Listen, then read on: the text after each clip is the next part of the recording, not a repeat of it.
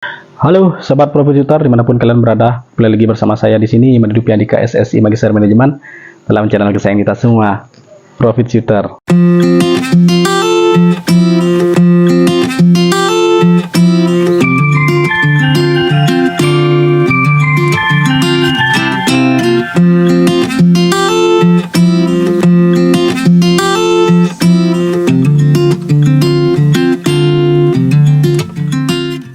Nah, dari dalam channel kali ini kita membahas seputar mindset ya. Mindset dalam kita melakukan trading dalam dunia saham. Ya, trading atau investasi sama aja jika kita belum paham mindset ini. Nah, jadi kali ini ya, mindset kali ini itu berangkat dari atau berdasarkan dari kekhawatiran saya ya, atau kecemasan saya, karena banyak yang masih belum paham ini, atau mereka sudah paham tentang ini tetapi mereka menyepelekannya sehingga menganggapnya ini sebagai sesuatu yang lumrah atau biasa. Sudah biasa kayak gini, artinya kita bisa cari untung di lain waktu aja kayak gitu ya. Jadi kita membiasakan sesuatu yang keliru ini. Nah, yang keliru akhirnya menjadi terbiasa ya. Nah, ini yang mau saya bahas di video kali ini. Sebelum saya lanjutkan, silakan teman-teman pencet tombol like dan juga nanti bisa subscribe apabila teman-teman mendapatkan manfaat dan juga insight dari video yang saya buat. Dan silahkan teman-teman komen dan share video ini sebanyak-banyaknya kepada teman, kerabat, dan juga saudara yang membutuhkan video edukasi tentang investasi dan juga trading. Oke, stay tune terus. Nah, maksudnya tadi sesuai dengan prolog itu apa ya? Nah, jadi banyak saat ini ya investor dan juga trader yang memiliki dana kan. Nah, dananya ini sudah dana bukannya dana nganggur gitu ya, tetapi harusnya itu untuk dana darurat atau dana tabungan yang mungkin belum digunakan saat ini, tetapi digunakan untuk berinvestasi atau digunakan untuk trading dengan harapan bisa menghasilkan untung, dan pada saat diperlukan untung beserta modalnya bisa ditarik untuk menutupi kebutuhannya yang urgent saat itu ya, atau saat nanti. Nah, itu yang pertama. Kemudian yang kedua ya, banyak yang belum paham cara membagi keuangan ya. Banyak orang di luar sana yang memberikan rekomendasi ya 80-20, artinya jika kita membeli sebuah saham ya, itu 80% kita belikan sahamnya, kemudian 20% kita pegang cash untuk jaga-jaga seandainya nanti turun kita bisa serok di bawah ya, dengan catatan perusahaannya ini bagus gitu ya. Ya, ini nggak sepenuhnya keliru sih ya. Kalau kita berbicara tentang perusahaan bagus ya, memang wajar untuk kita pegang sahamnya. Nah, tadi 80 dan 20%. Nah, jadi pertanyaan adalah apakah nanti jika sahamnya turun, dana kita yang cash 20% itu bisa mengcover kerugian kita ya? Sebelum saya lanjut ke contoh ya, saya berikan analogi dulu. Jika kita punya uang 1000 ya, punya uang 1000, kemudian uang 1000 tadi itu atau barang ya, barang nilainya Rp1.000, kemudian barang tersebut turun 50%, berarti kan dia harganya saat ini kan Rp500, turun 50%. Nah, kalau dia ingin mencapai 1000 lagi atau untuk ke balik modal aja, apakah cukup dengan 50%? Tidak ya. Jadi dari 500 ke 1000 itu harus untung 100%. Tadi turunnya 50%, kemudian naiknya harus 100%. Nah, sekarang kita ke contoh langsung. Misalkan kita punya uang modal 10 juta gitu ya. Kemudian kita masuk ke sebuah saham.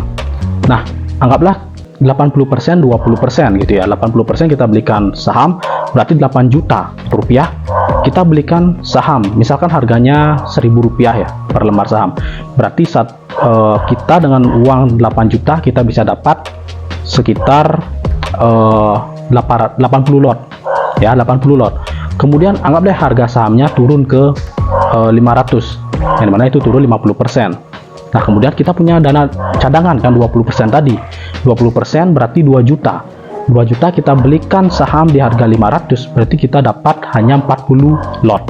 Berarti kita dapat harga average di Rp833. Teman-teman bayangkan, tadi sudah masuk 20% sisanya cadangan cash kita. Kemudian tetap harga average-nya itu masih di atas harga saat ini 833 dan 500. Berarti kita masih rugi Dan kalau kita dari 500 untuk menuju 833 aja, berarti kita harus untung lebih dari 50% lagi kan, padahal uang kita sudah habis 10 juta. Nah, terus kalau kayak gitu gimana?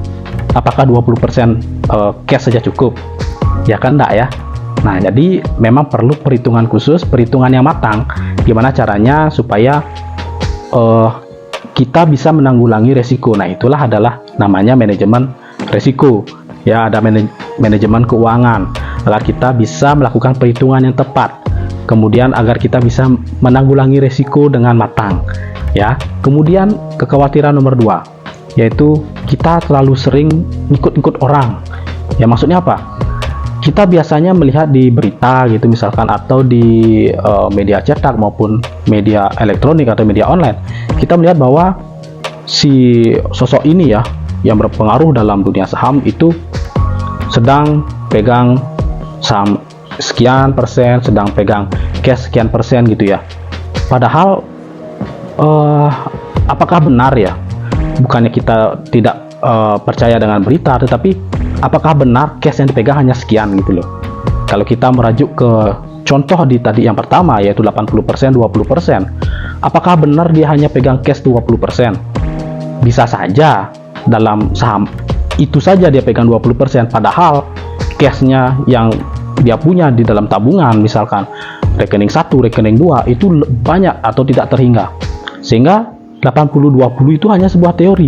Padahal kalau misalkan sahamnya turun ya, dia bilang pegang cash 20%. Padahal kalau misalkan dia setelah perhitungan ternyata, kalau aku hanya masuk 20% aja, ternyata harga average-ku masih di harga saat ini.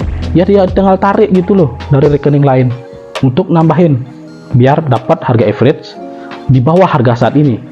Ya berarti lotnya itu yang dibanyain gitu ya, nominalnya dibanyain, jadi nggak 20% lagi, bisa aja 50%, 70% atau tidak terhingga, dan itu kita tidak tahu kan. Nah makanya saran saya, dikit-dikit lah percaya sama orang gitu ya, belajarlah dari diri sendiri. Belajar dari diri sendiri itu ya dari pengalaman ya. Teman-teman nonton video saya saat ini, ya itu kan dapat ilmu, tetapi yang mempraktekkan kan adalah teman-teman. Jadi teman-teman belajar sendiri dari praktek yang sudah dilakukan berdasarkan dari materi dalam video ini. Ya, materi video saya gratis, silahkan teman-teman gunakan, tapi jangan lupa dipraktekkan dan dicatat, dipelajari, dan jadikan pengalaman. Pengalaman diulang-ulang dan itu menjadi sebuah teori bagi teman-teman sendiri. Ya, dan kemudian yang ketiga, ya kekhawatiran yang ketiga, yaitu terlalu banyak ada yang namanya nilai wajar. Ya, jadi nilai wajar dalam setiap perusahaan itu berbeda ya. Misalkan perusahaan tambang gitu ya, dibandingkan dengan bisa saja perusahaan tambang A dan perusahaan tambang B itu beda nilai wajarnya. Kalau kita misalkan hanya melihat rasio dasar keuangan dasar, yang dimana saya sudah pernah upload tentang rasio-rasio dasar keuangan dasar, ya memang kalau kita hanya mengacu dari rasio dasar keuangan itu memang masih belum cukup gitu loh. Jadi memang bisa membuat kita memiliki gambaran secara atau frame secara luarnya saja tentang kondisi perusahaan, tapi untuk menentukan nilai wajarnya sendiri itu sendiri belum cukup ya, rasio dasar keuangan itu. Nah, diperlukan lagi analisa yang lebih advance ya, yang lebih ada lanjutannya agar bisa benar-benar menentukan nilai wajar. Nah, di tambang sendiri misalkan ya, kalau hanya melihat rasio-rasio keuangan itu belum cukup, padahal ada yang namanya dia harus menghitung cadangan tambang ya, atau mine reserve-nya dia. Nah, itu juga dimasukkan dalam nilai wajarnya perusahaan tadi.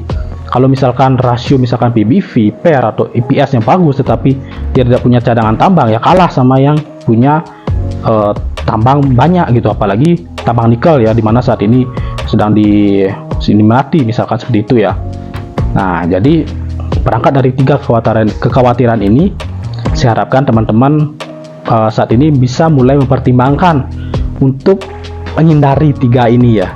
Nah, nanti kalau misalkan ada lagi kekhawatiran yang baru, nanti saya akan buatkan video barunya ya. Semoga 3 kekhawatiran ini bisa membuat teman-teman mendapatkan wawasan baru dan juga insight baru ya. Jadi silakan teman-teman nyalakan tombol lonceng notifikasinya agar teman-teman menjadi yang pertama untuk mendapatkan update-update terbaru dan video-video menarik seputar dunia investasi, dunia trading di pasar modal Indonesia. Saya Yodi Depiandika, SSI Magister Manajemen.